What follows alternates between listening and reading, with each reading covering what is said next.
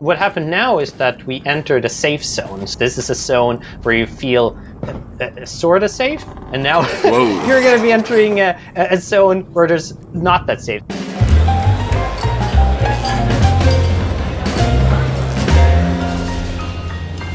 Well, I'm really excited about this one. I'm Sid Schumann from PlayStation Blog, and we are here checking out Amnesia Rebirth, and this is the new game from Frictional Games. And in fact, I'm joined by Frederick Olsen and Thomas Grip from Frictional. Welcome, gentlemen. Thank you. Thanks for having us. I am really excited about this one. I'm a huge fan of Amnesia: The Dark Descent, and I really loved Soma. And we are seeing footage here recorded from a PS4 Pro. The game is scheduled to come out October 20th, so not a long wait for us. But when I heard that we were going to check out some new footage of Amnesia Rebirth, I jumped at the chance. And guys, thanks so much for joining us. Yeah, thanks for having us here. It's going to be exciting to show off some new stuff from the game now. Yeah, so very little is known about this game, and I got to think that that's purposeful on your part. Yeah, so, I mean, there are some... It's similar to how we had in Soma a bit, in that in Soma it's very hard to talk about what's interesting about that game because it's such a high level in the narrative, and if you're gonna talk about it, it's gonna be a ton of spoilers to it. So we're trying to keep it mysterious, and we want players to come in not knowing really what to expect here. Job well done. Yeah, so far so good. Well, I see some of the hallmarks of Amnesia, or at least what I think of sort of the Amnesia formula. I see, very limited light, what appears to be a lantern, some matches. Tell me a little bit about the moment-to-moment gameplay that we're seeing here. Yeah. So what's happening now is that Tassi Trianon, who is our main protagonist, she needs to go through a neighborhood that's not the friendliest of places. Yeah. And one thing about her is that she has an affliction. We'll see a bit more about that, where she needs to manage her fear. If her fear becomes too high, things are not going to go well for her. And she, gets frightened by being in the dark, seeing spooky things, and so on and so forth. So a big part of the gameplay they're going to be saying here is just keeping your environment lit up. And for that, you have a limited amount of matches, you have a trusty lantern, but all of these are fairly scarce resources. So you have to try hard, and you have to think about how you manage them. And a new thing that you saw just before was how you use the matches in this game. So you can use them as a very temporary light source, or you can light up different things. And now we're going to enter an environment here where she needs to be careful about how she goes forward. Now, we've seen games that have, you mentioned sort of managing, stress or sanity here, and we've seen this in games before. What are the sort of downsides of not managing that well? Well, what's going to happen, we're going to see this possibly a bit later in, is that, as I said, she has this affliction, and as the fear goes up, her illness is going to start spreading. I see. And that actually has some higher level consequences for the player on a narrative level. And so you have to be very careful. In Amnesia, it was more like an ambient feature, but here you have things that you care about in the game are like... what do you say, Frederick? What's going to happen if the fear goes too high? And so it ties into the high level story of the game, of course. If you don't manage if you don't manage your fear, basically you risk putting someone you care about in danger, I'd say.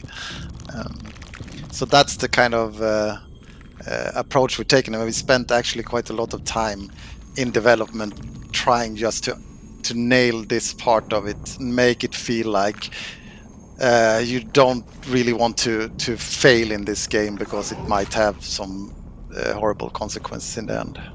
Yeah, so we're going for like what this ties into is this sort of higher level thing, and what you're seeing here is more like a lower level. You have to, here. Oh, yeah, that's a new thing, by the way, on monsters, is that they have a smell system right now. So Interesting. you have to be careful about where you like are at, and they're going to be smelling places you've recently been at, and so on. So there's some strategy in managing that, and obviously there's sounds and so on and so forth.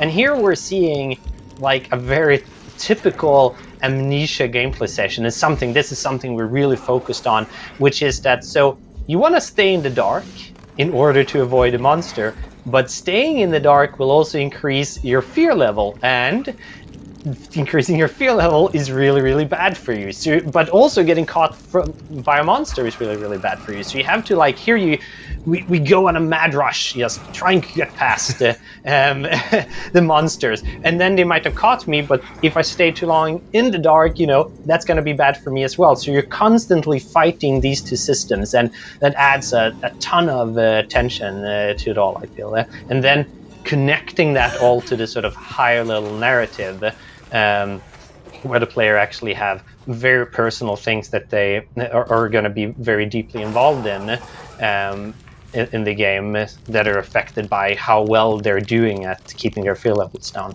We're seeing here these sort of tentacles coming in, and it's not going so well for Tassi right now on her managing her fears here. So there we have to use these sort of matches here, and that's also so. Here's a match, and I could have like used that to lit up something later on, but then I would take a hit from the darkness in these tunnels. So you constantly have to stress out and think about when should I be using this and when should I not be using it. Kind of walking the razor's edge there. Yeah. Walking the razor's edge in between, staying relatively safe. You're never that safe in these types of games, but not also having your fear go out of control. Yeah, exactly. Now, how did you folks this is a direct sequel to Amnesia: The Dark Descent, if I'm not mistaken? Yes, that's correct.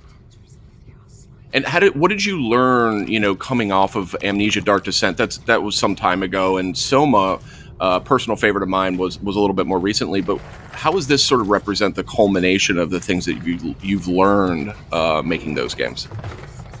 I would say that what we've learned is really that we're combined the two. And I know you're really passionate about this, Fredrik, so I'll let you take this one. Yeah. No. You mean combining the two, the gameplay? The gameplay and narrative, and the gameplay from Amnesia and the sort of high-level narrative from Soma. Basically, there's a lot of things in gameplay from Amnesia that works, and we've just expanded on that, I say. But on top of that, we're gonna, of course, incorporate stuff that into the gameplay that we feel actually fuels the narrative aspect of the game. And it's so difficult to talk about these things without spoiling it. Yeah, please don't do that. No, we really want this to be like a personal roller coaster for people when they play it. And by spoiling too much, we feel that we kind of just spoil that moment for people. Yeah. Something I would point out as we're going forward here as well is that what you saw previously, what happened now is that we entered a safe zone. So that's something that we're adding to this. This is a zone where you feel sort of safe. Whoa. And now you're going to be entering a zone where there's not that safe. And in that you got some relief. And also, we're trying to build like a lot of variation into the game. So in the previous section was more of a sneaking place of there's one sleeping monster and then another one stalking about. And in this one, there's like 20 monsters all sleeping, and you have to be really careful not disturbing them. Like lightning, this match here was, should we really be doing that? But, we don't want to let our fear take over us. And you saw there were some flashing images, and that means that, well, we're losing it soon. We're very close to losing it now. So we're all constantly trying to figure out new ways of presenting things, and that's something that we learned a lot from Amnesia and from the encounters in Soma, where like people were, well, this is sort of samey right now and takes away some of the fear. So there's been a lot of work in the game just thinking of how can we do something different, how can we approach this in a way that feels fresh, and so on and so forth. And there's also this constant change between different modes. Now we find here's a note written by someone that you actually meet later on in the game, and reading these notes and encountering the enemies and solving puzzles and so on. You don't want to have like the same thing coming over and over again, but we want to keep the player on their toes and not knowing what they're going to expect next, and constantly have these sort of ups and downs in gameplay. Sometimes it's calm and sometimes it's really intense. This part that we're going through now is almost like 100% intense, and then later other levels are going to be less so, and I think that's needed in order to like keep the horror up. You can only be scared for so long at a time, and you need to like calm down, and then you're ready for another scare. Then you're ready to get scared again. I mean, I would say Frictional Games is sort of one of the top studios at building this sense of dread and atmospheric horror. It's such a sort of an exquisite, difficult emotion to kind of build up in folks. I mean, what is your philosophy on sort of effective horror? The most effective horror is, and it's the build up to the encounter. Now there's a bunch of encounters here, but we also spend hours upon hours in the game, just drawing out on, seeing glimpses, learning new things, and so on. And that's what we build a lot of this on. Like the typical thing would be reading a little bit about some weird creature, then seeing some signs of that creature, and then hearing some noises of it, and then constantly escalating all the way until an encounter. And I think that's very much a core philosophy. And then also, we're not so much thinking in gameplay, as in what would be interesting to play, but what would be a scary scenario for me to go through. And that's like how we came up with the previous section. What if we just, went through a big room where there's a ton of monsters sleeping, and you don't know when anyone's gonna jump at you, and then we like build a scenario based on that, and so on. So a lot of it is just thinking about that. Now we're also like we're getting even more flashes here. So shit, this is going bad here. If they're not, got to get that light going. Yeah, exactly. Yeah. I think also when we look at horror and the way we incorporate it is also a way to kind of strengthen the narrative at the very end. So I mean, with horror and putting like fear into the player, we can actually create a communication channel to them where we can actually bring some other emotions, not only pure fear, into them more easily by making them scared first, by making them sad, or like in Soma, sadness and loneliness and all of those feelings. Yeah, so here we're actually, this is an interesting part here, because we're actually had to a new thing to the game where you come into these struggles with yourselves, and the illness is about to take you over, and you have to have these sort of struggles where you have to try and keep yourself together and not get taken over by this illness that's spreading in your body.